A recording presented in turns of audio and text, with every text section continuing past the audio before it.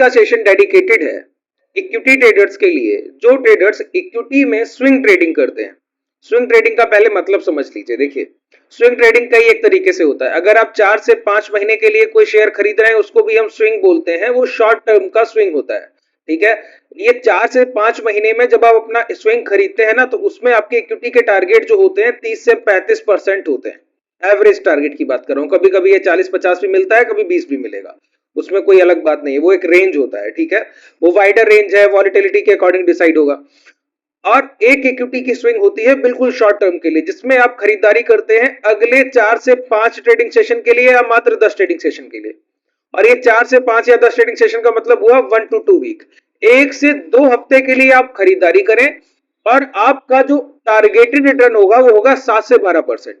कि आपको इक्विटी में 7 से 12% के रिटर्न टारगेट करने हैं 1 से 2 हफ्ते में। ठीक है, और उसके लिए एसएल आप कितना प्लान करेंगे? 1 से 2%, इससे ज्यादा नहीं। अब देखिए, यही risk reward ratio, equity swing में सबसे बड़ा काम जो है ना सर, वो रिस्क रिवॉर्ड रेशियो का है। रिस्क रिवॉर्ड रेशियो का मतलब हुआ कि अगर आप 1 से 2% के एसएल के साथ जाएंगे और 7 से 12% को टारगेट करेंगे, तो आपको 1-2 हफ्ते ट्रेड होल्ड करना है।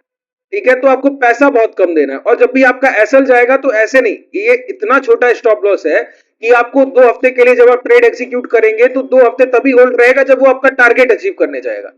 नहीं तो आपके एग्जीक्यूशन के 1 से 2 दिन के ट्रेडिंग सेशन के अंदर ही आपका एसएल हिट हो जाना है। तो आपका जो कैश फ्लो है वो नहीं रुकेगा, फंड ब्लॉकेज नहीं होता है। ठीक है, ये कुछ जरूरी पॉइंट है जो मैं आपको समझाना चाह रहा हूं। अगर ये अनटच्ड रह जाएंगे तो आपकी सीखने की कोई मतलब नहीं रह जाएगा, जो भी मैं आपको बोलूंगा। तो बहुत ध्यान से एक एक पॉइंट को सुनते जाइएगा और चीजों को क्लैरिफाई करते जाइएगा।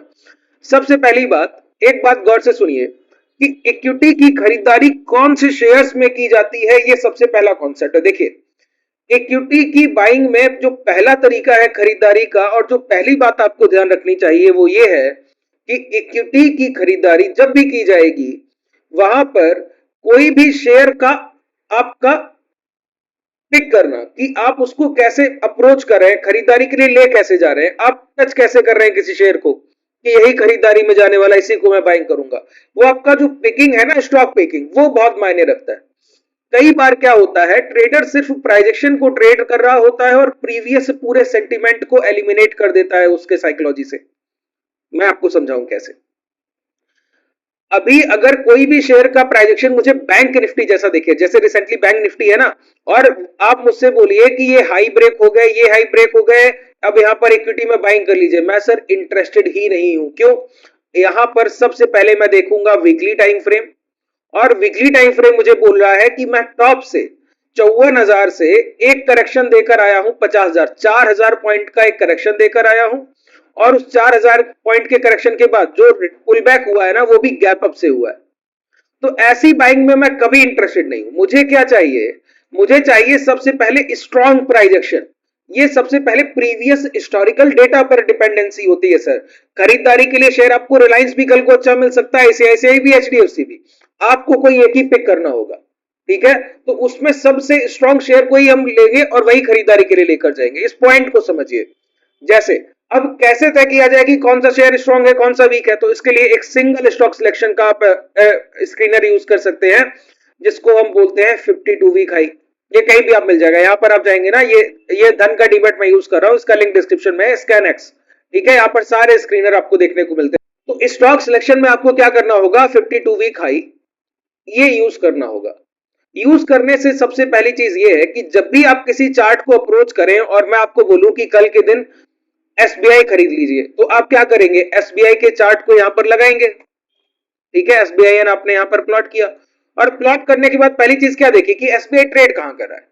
तो आपको पता लगा कि एसबीआई ट्रेड कर रहा है 900 के हाई है, और 900 के हाई के बाद जो लो लगे वो 733, और रिसेंटली हम ट्रेड कर रहे हैं 834। तो कोई भी शेयर अपने ऑल टाइम हाई से अगर 15% या 52 वीक हाई से 15% की रेंज के नीचे ट्रेड कर रहा है, 15% की गिरावट के बाद ट्रेड कर रहा है, या 15% से ज्यादा लो लगा चुका है, तो ऐसे शेयर्स में आपका इंटरेस्ट नहीं होगा, वो पहले ही आपके स्टॉक पिकिंग से बाहर है। क्यों? हमको सर 1 से 2 हफ्ते तक होल्डिंग रखनी है और हमको टारगेट चाहिए 7 से 12%। तो वो वही टारगेट शेयर्स दे सकते हैं जो 52 वीक हाई के पास ट्रेड कर रहे हैं और उन्होंने कभी भी अपने हाई से 15% से ज्यादा रिट्रेसमेंट नहीं दिया, 50% से अबव रिट्रेसमेंट नहीं दिया। ये मैं आपको दिखा दूंगा। देखिए अब 934 912 के हाई है और लो क्या लग गए 733। तो सर टोटल अगर आप देखें तो नियर अबाउट 180 पॉइंट्स का डिस्काउंट मिला था 900 रुपए से। अब 900 रुपए के शेयर में 180 रुपए का डिस्काउंट मिलने का मतलब हुआ अब 15% डिस्काउंट एक बार आ चुका है। और उस डिस्काउंट के बाद अभी तक हम लोगों ने वो हाई ब्रेक नहीं किए।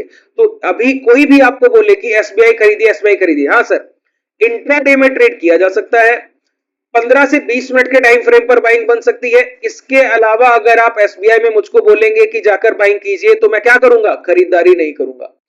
कहां पर आपको अपनी ट्रेड्स पोजीशन नहीं बनानी है, ये आपका पहला स्टॉक पिकिंग का पॉइंट है। स्टॉक पिक करना सबसे पहली आर्ट होती है सर, ये समझ लीजिए। नहीं तो मैं बोलूंगा कि चार्ट तो कोई भी आपको अच्छा दिखेगा, शॉर्ट टर्म में आप देखेंगे आवरली टाइम फ्रेम पर, 15 मिनट के टाइम फ्रेम पर कई सारे चार्ट आपको अच्छे दिखेंगे, तो सारे तो नहीं खरीद सकते ना, पैसा तो आपके पास लिमिटेड है। बहुत ध्यान से सुनिए, जब भी कोई शेयर अपने टॉप से 15% नहीं टूट रहा है, ऑल टाइम हाई या 52 वीक हाई, इसका मतलब है वो एक बड़े मोमेंटम में है। और जब भी वो अपने हाई ब्रेक करेगा तो वाइल्ड मूव करेगा, और वहां से जब भी रिट्रेसमेंट आएंगे तो खरीदारी बाइंग की अपॉर्चुनिटीज बहुत अच्छी मिलेंगी। ये पहला तरीका है स्टॉक पिकिंग, बता रहा हूं मैं आपको। ठीक है, कई लोग इसको आरएसआई से भी आप समझ सकते हैं, मैं आपको बताऊंगा आरएसआई से भी इसको कैसे आप समझेंगे। अब यहाँ पे देखिए बहुत ध्यान से एक एक पॉइंट को समझिए, जितने तरीके हो सकते हैं सब बताऊंगा। अब यहीं पर देखिए यहां पर क्या हुआ, ये हाई लगा, हाई लगने के बाद प्राइस ने क्या किया 420 से करेक्शन किया 330। अब ये 10% के आसपास का करेक्शन है, इसके बाद प्राइस आकर ये हाई ब्रेक कर रहा है। अब मैं यहां पर लॉन्ग करूंगा कि नहीं, बिल्कुल करूंगा। क्यों सर, कारण क्योंकि करेक्शन अपने ऑल टाइम हाई से 10% से ज्यादा नहीं मिला। अगर ये 15% से अब मिल जाता तो हम खरीदारी के लिए जाते। अब हर बार अगर आप इसी चीज को गौर करें, ऑल टाइम हाई जितनी बार ये ऑल टाइम हाई को ट्रेड कर रहा है, 52 वीक हाई को ट्रेड कर रहा है, और हाई ब्रेक होने के बाद मोमेंटम मिलेगा ही मिलेगा। यहां पे देखिए ये हाई ब्रेक हुए, मोमेंटम आपके सामने। तो जितनी बार अभी रिसेंटली क्या है, इस पूरी रेंज में आप मुझे बता दीजिए कि इंट्राडे में या स्विंग के लिए आपने खरीदारी की हो और आपको एसबीआई ने कोई पैसा दे दिया और नहीं देगा। क्यों, क्योंकि एक बार वो 15% से अबव करेक्शन कर चुका है। अब उसको दोबारा आपके स्टॉक पिकिंग में आने के लिए क्या करना होगा, अपने हाई ब्रेक करके एक नया हाई लगाना होगा, फिर उस ऑल टाइम हाई से 15% कभी करेक्ट नहीं होना होगा। बात क्लियर हो गई। अब इसी चीज को हम समझते हैं थोड़ा टेक्निकली। ठीक है, अब होना क्या चाहिए कि अगर कोई प्राइस स्ट्रांग है तो अपने प्रीवियस स्विंग लो के पास खरीदारी अगर उसमें बाइंग प्लान की जाए तो सबसे अच्छी अपॉर्चुनिटी होगी कि नहीं होगी। ठीक है, कि कोई प्राइस 15 अपने 52 वीक 52 हफ्ते के हाई के पास ट्रेड कर रहा है और उसने क्या किया, अचानक से 10% का वहां पर आपको करेक्शन दिया। ठीक है, अब वो करेक्शन के बाद पहुंच गया अपने प्रीवियस स्विंग लो के पास, और उस प्रीवियस स्विंग लो के पास एक impact of demand untested zone पड़ा हुआ है। अनटेस्टेड जोन का मतलब क्या हुआ, जहां से प्राइस पिछली बार चलकर गया और अभी तक लौट कर नहीं आया था, पहली बार आया, और वहां पर आपको कोई दिख गया पॉजिटिव कंसोलिडेशन खरीदारी के लिए बाइंग, तो आप क्या करेंगे, लॉन्ग के लिए जाएंगे सर। अब हम लॉन्ग के लिए जाएंगे। अगर आप रिसेंटली किसी शेयर की ऐसी बात करें तो मैं आपको एक एग्जांपल दूं, आज इंट्राडे में जो हम लोग ट्रेड कर रहे थे मैन इंफ्रा, अभी 5% हुआ है, अभी 3.5 था, हम लोगों ने 3.5 पर भी खरीदारी की है, 3.5 से चलकर गया है 5% अभी रिसेंटली इंट्राडे में जो खरीदारी की। पहले स्विंग समझ लीजिए, इंट्राडे इसके आगे के सेशंस में समझा दूंगा। अब आइए वीकली टाइम फ्रेम पे देखिए प्राइस को कैसे आप अप्रोच करते हैं। ठीक है, अब यहाँ पे देखिए हमारे जो हाई लग गए वो थे 230, प्राइस ने करेक्शन दिया और लौट कर आ गए 180, और इसके नीचे एक सिंगल क्लोजिंग नहीं, सिंगल क्लोजिंग नहीं, और हमारे सपोर्ट एरिया क्या है, सपोर्ट एरिया ये। अब देखिए बाइंग और सेलिंग का कंफर्मेशन। बाइंग का कंफर्मेशन क्या है कि प्राइस जब भी अपने अप ट्रेंड में होगा, देखिए हम 52 वीक हाई लगातार ब्रेक करके ट्रेड कर रहे हैं, ये हाई लगा, ये हाई ब्रेक हुआ, ये हाई ब्रेक होने के बाद ये हाई लगा, जैसे ही रिट्रेसमेंट मिला ये हाई ब्रेक हुआ, तो देखिए मोमेंटम वाइड मिलता है। 165 का प्राइस क्या चल के जाता है, 230। ठीक है, तो वाइड मोमेंटम के बाद जैसे यहां से करेक्शन मिला 235 से, प्राइस ने क्या लो लगाया 180। 180 के लिए क्यों, क्लोजिंग बेसिस स्टॉप, ये आपके लो की बात कर रहा हूं, क्लोजिंग बेसिस लो। ठीक है, क्योंकि प्राइस टच करके डिमांड उठाया, यहां क्लोज किया, फिर यहां पे डिमांड उठाया, यहां क्लोज किया। और इस पूरे डाउन ट्रेंड में एक चीज कॉमन है, क्या, बायर्स बिहेवियर। इसको आप क्या बोलते हैं, इसको आप बोलते हैं डाउन ट्रेंड, नहीं सर, इसको बोलते हैं पुल बैक। पुल बैक या रिट्रेसमेंट, जो आप कह लीजिए। रिट्रेसमेंट का मतलब है कि एक बड़े अप ट्रेंड के बाद धीमे धीमे गिरावट होना सर, ये सबसे बड़ा बाइंग साइन होता है। तो कोई भी प्राइस अपने 52 वीक हाई के पास ट्रेड कर रहा है, वहां से एक बार पुल बैक मिला या रिट्रेसमेंट मिला और उसने लास्ट डिमांड एरिया को ब्रेक नहीं किया, वहां से खरीदारी उठाकर इस तरीके से ट्रेड करने लगा। आप बोलेंगे ये तो डाउन ट्रेंड है, अपने हाई को ब्रेक नहीं कर रहा। अब इसी को इनसाइट ऑफ प्राइस एक्शन में समझने की जरा कोशिश करो। ठीक है, सबसे पहले ट्रेंड लाइन ड्रॉ करना सीखिए। ट्रेंड लाइन ड्रॉ की जाती है कैसे सर? एक पैरेलल चैनल से। पैरेलल चैनल का मतलब है आप लोग ट्रेंड लाइन कैसे ड्रॉ करते हैं? ट्रेंड लाइन ऐसे लिया, ऐसे ड्रॉ कर दिया। नहीं सर, हमको चाहिए सेलिंग एरिया।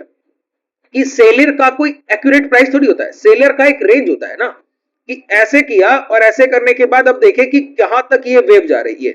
अब ये हमारे लिए सेलर का एक रेंज था, ठीक है। अगर आप इस रेंज का लास्ट सेलिंग प्राइस देखेंगे तो नियर अबाउट 200। साइकोलॉजिकल प्राइस क्या होता है? 200, 180, 160, 150, अब 230, 230 के बाद आपको मिलेगा 250। ये साइकोलॉजिकल प्राइस, समझाऊंगा कैसे निकलते हैं, ठीक है। तो आपने एक रेंज की मार्किंग की और वो रेंज की मार्किंग आपको क्या बता रही कि ये शेयर डिमांड में है। क्यों? खरीदारी के लिए जब भी ट्रेंड लाइन आप ड्रॉ करेंगे इस तरीके से, मैंने एक पैरेलल चैनल इस तरीके से ड्रॉ किया। अब कोई प्राइस सप्लाई में है कि सेल ऑन राइज है, बाई ऑन डिप नहीं, जैसे ये प्राइस बाई ऑन डिप है, तो बाई ऑन डिप और सेल ऑन राइज के प्राइस में क्या डिफरेंस दिखेगा कि जब भी वो नियर बाई ट्रेंड लाइन जाएगा तो वहां से एक बड़ी गिरावट करेगा, फिर टच करेगा, फिर बड़ी गिरावट करेगा। और एक बाई ऑन डिप का प्राइस क्या करेगा? गिरेगा और तुरंत उसको टच करेगा। मतलब इसको हम रिट्रेसमेंट कंसोलिडेशन बोलते हैं, कोई डाउन ट्रेंड नहीं बोलते हैं। हम ट्रेड कहां कर रहे हैं? Near by resistance. ये तो एक डायनेमिक रेजिस्टेंस है ना, लगातार बदलता जा रहा है प्राइस के साथ। जैसे जैसे प्राइस चेंज हो रहा है वैसे वैसे ये रेजिस्टेंस लाइन नीचे गिरती जा रही। और प्राइस क्या कर रहा है? आप गौर कीजिए, इसी के पास लगातार क्लोज कर रहे हैं और बार बार hit hit hit hit hit. देखिए कितने वीकली लगातार हम लोगों ने इसी को टच करते हुए क्लोज किया। और आप बोलेंगे कि नहीं ये क्या है? ये एक डिमांड है, सप्लाई नहीं है। ये गौर कीजिए, ये कैसे दिखता है? ये प्राइस बता रहा है सर, हमको कुछ करने की जरूरत नहीं, प्राइस खुद बोल रहा है क्या कि हम गिर नहीं रहे हैं, हम अपने रेजिस्टेंस एरिया, सेलर्स जो बेच रहे हैं ना, उनकी खरीदारी को यही खरीदते जा रहे हैं, यही खरीदते जा रहे हैं, यही खरीदते जा रहे हैं। हम तो गिर तो रहे नहीं है। डाउन ट्रेंड क्या है? प्राइस पहले ये पुल बैक किया, अब जाता, फिर ये लो ब्रेक करता और तेजी से गिरता।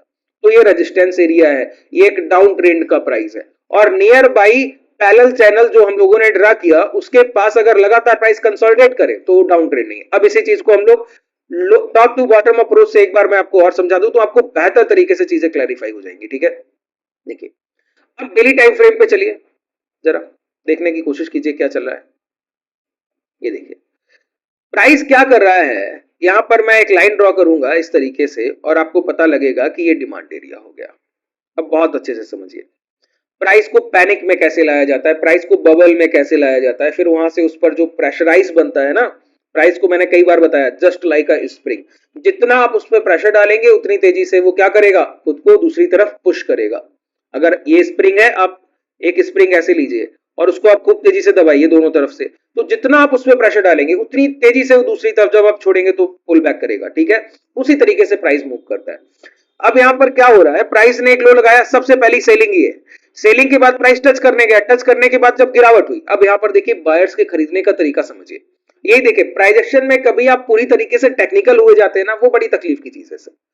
प्राइस को अगर आप इमोशनली और उससे कनेक्टिविटी के साथ समझने की कोशिश करेंगे कभी दिक्कत होगी नहीं, ठीक है। अब देखिए यहां पर प्राइस ने जैसे ही इसको टच किया, टच करने के बाद आपने देखा लास्ट सप्लाई एरिया क्या था? ये यहां से गिरावट हुई। अब प्राइस कभी भी इस रेंज में, गौर कीजिए, इस ट्रेंड लाइन के चैनल के अंदर आया ही नहीं। एक कैंडल क्लोज करने आया, तुरंत बाहर आ गया। क्यों? एक अच्छा खरीदार वो है, या कोई भी आप खरीदार क्या कर रहा है? बायर का यहां पर मेजर काम क्या है? जो सेलिंग आ रही है उसको डिफीट करना, जो सप्लाई आ रही है उसको खरीद लेना, उससे फाइट करना सर। तो एक अच्छा फाइटर कौन होगा? जो सामने वाले की एबिलिटी को पहचानते हुए अपनी क्षमता को पहले ही बढ़ा ले जब उससे फाइट करने जाए। तो बायर को पता है क्या टच करने जा रहा है, उसको पता है सेलर कितना स्ट्रॉन्ग है, तो वो क्या कर रहा है? निचले स्तर पे खरीदारी कर रहा है। उसकी रेंज में एक बार नहीं गया। ये ट्रेंड लाइन अगर आप देखें पैरेलल चैनल, इसीलिए पैरेलल चैनल ड्रॉ करते हैं, एक एक्यूरेट प्राइस नहीं। यहां पर सप्लाई चली, यहां पे डाउन ट्रेंड आया, तो पैरेलल चैनल इस रेंज से आया और यहां से यहां तक अगर आप गौर करें एक बार भी एंटर नहीं किया। क्यों? हम तभी उसकी टेरिटरी में, सेलर की टेरिटरी में एंटर करेंगे जब हम अपनी एबिलिटी, क्षमता को उतना बढ़ा लेंगे जितना कि सेलर बेच रहे थे, उससे ज्यादा बढ़ा लेंगे। क्योंकि तभी फाइट करने जाए जब हम जीतने की संभावना में बनी, तो क्यों फाइट करने जाए? एक अच्छा साइन है बायर का सर, इस सबसे बेहतरीन बायर की आइडेंटिफिकेशन को पहचानता है, ठीक है। अब यहां पर प्राइस क्या करने गया? टच करने गया, दोबारा टच करने गया। और इस सारे पुल बैक में एक चीज कॉमन दिखेगी, क्या? खरीदारों का आखिरी खरीदारी का भाव नहीं कटता है। गौर कीजिए, बायर्स अपने लास्ट बाइंग प्राइस को नहीं कटने दे रहे और अपनी तैयारी भरपूर करते जा रहे हैं, खुद को स्ट्रांग करते जा रहे हैं। क्या कर रहे हैं? Consolidation consolidation consolidation. कोई भी बिगर रेड बॉडी साइज कैंडल्स लगातार 3 से 4 5 फॉर्मेशन नहीं दिखेंगे, नहीं दिखेंगे आपको, ठीक है। अब प्राइस ने क्या किया, पहली बार एंटर किया और क्लोज क्लोज क्लोज, एक डोजी के अंदर कॉन्जिक्यूटिव 3 क्लोज। अब ये एक डोजी के अंदर ये जो 3 क्लोजिंग होती है ना, ये आपका एग्जीक्यूशन होता है सर। कल के सेशन में मैं आपको समझाऊंगा कि 3 डोजी जब एक जगह बॉलिंजर बैंड के अबव या बिलो बने, अपर लोअर विड्थ के नीचे या ऊपर। दूसरी बात, आवरली टाइम फ्रेम या डेली टाइम फ्रेम पर 8 SMA जो हम लोग 8 EMI यूज करते हैं ना, उसके एवरेज प्राइस पर, नेट एक्यूरेट एवरेज प्राइस पर 3 डोजी बने और तीनों की क्लोजिंग पहली डोजी के OHLC open high low close के अंदर हो, वो प्राइस अगली एक बॉडी साइज कैंडल का बुलावा होता है सर। जैसे ये 3 कैंडल बनी, अब इन 3 कैंडल्स की अगर आप क्लोजिंग पे, सारी चीजें आप समझ गए उम्मीद है। अब इन तीनों कैंडल्स में अगर आप गौर करें तो पहली कैंडल का हाई और लो ये मार्क कर लिया, ओपन हाई लो क्लोज सब हो गए। अब ये तीनों कैंडल्स की क्लोजिंग क्या है, पहली कैंडल के OHLC के अंदर है और तीनों डोजी। तो ये एक सबसे बड़ा साइन है कि अब प्राइस इन तीनों कैंडल्स के कंबाइंड हाई या लो जो भी लग गए, वो जो भी पहले ब्रेक हो जाए, अगर लो ब्रेक हो जाता तो डाउन साइड एक बॉडी स्ट्रक्चर कैंडल दिखता है, अगर हाई ब्रेक हो जाए तो हायर साइड एक बॉडी स्ट्रक्चर कैंडल दिखेगा। तो यहीं से डिमांड उठती है सर, यहीं से डिमांड उठती है। अब आपको पहली बार हम लोगों ने क्या समझा बताइए, कि एक पैरेलल चैनल बनाया था, उस पैरेलल चैनल के अबव ये 3 डोजी बनी, उस पैरेलल चैनल में अभी तक प्राइस ने एंटर नहीं किया, बायर्स अपनी क्षमता को बढ़ाते जा रहे थे। उसके बाद जाकर प्राइस ने क्या किया, 3 डोजी बनाई, उसके हाई ब्रेक किए। ये एक सबसे बेहतरीन एग्जीक्यूशन था जो कि स्विंग हाई ब्रेक होने के साथ साथ आपको अपॉर्चुनिटी दे रहा था। अब ये बाइंग बनती है, इसी को आप स्विंग में खरीदेंगे, स्विंग में खरीद के होल्ड कीजिए। देखिए जिन्होंने भी 2005-6 पे 205 206 पे खरीदारी की, क्या टारगेट है, अभी हम रिसेंटली ट्रेड कर रहे हैं 223। इस तरीके की बाइंग जब आप करने लगेंगे तब आपको समझ आएगा कि बाइंग की कैसे जाती है, खरीदारी स्विंग में कैसे आप 1 से 2 हफ्ते की होल्डिंग में 7 से 12% के टारगेट अचीव करेंगे। बात क्लियर हो रहा है, सिर्फ 2 सेशन में दे रहा है, वही मैंने आपको बोला कि 1 से 2 हफ्ते का तो टाइम फ्रेम रहेगा, लेकिन जब आपकी बाइंग अच्छी होगी ना तो आपको ये टारगेट तो बहुत जल्दी हिट होते हुए मिलेंगे। आपको दिखेगा कि 2 से 3 सेशन में आपका टारगेट 7 से 12% दे रहा है। एसएल एरिया बहुत छोटा है, स्टॉप लॉस एरिया, अब आप यहां पे एंट्री करें, आपका एसएल इसी कैंडल का लो है सर, और ये हर बार अलग अलग होगा। एंट्री पॉइंट इस सेटअप में हर बार अलग अलग होते हैं। मैंने आपको एक रफली ओवरव्यू दिया है, अब इसको हम लोग कंफर्मेशन से इस सीरीज को कंटिन्यू रखेंगे। आज मैंने इरफा का एग्जांपल लिया, ऐसे आगे सीरीज में और एग्जांपल्स हम लोग लेंगे और समझने की कोशिश करेंगे कि 52 वीक हाई के पास जो शेयर्स ट्रेड कर रहे हैं उनको आप किस तरीके से बाइंग में कैच करें और उसके बाद वहां पर आप होल्डिंग के बाद अच्छे टारगेट्स को हिट करें। उम्मीद है बेहतर तरीके से आपने चीजों को समझा होगा। इसमें सबसे पहली चीज जो कॉमन है वो यही कि प्राइस अपने ऑल टाइम हाई या 52 वीक हाई के पास ट्रेड करना चाहिए, वहां से 15% से ज्यादा करेक्शन नहीं होनी चाहिए, ये पहला पॉइंट ध्यान रखिएगा। उसके बाद बाइंग सोचेंगे, उसके पहले तो बाइंग सोचेंगे ही नहीं, ठीक है। उम्मीद है बेहतर तरीके से आपने चीजें समझी होंगी। अगर कोई डाउट रह गया हो तो कमेंट सेक्शन में बताइएगा। धन्यवाद।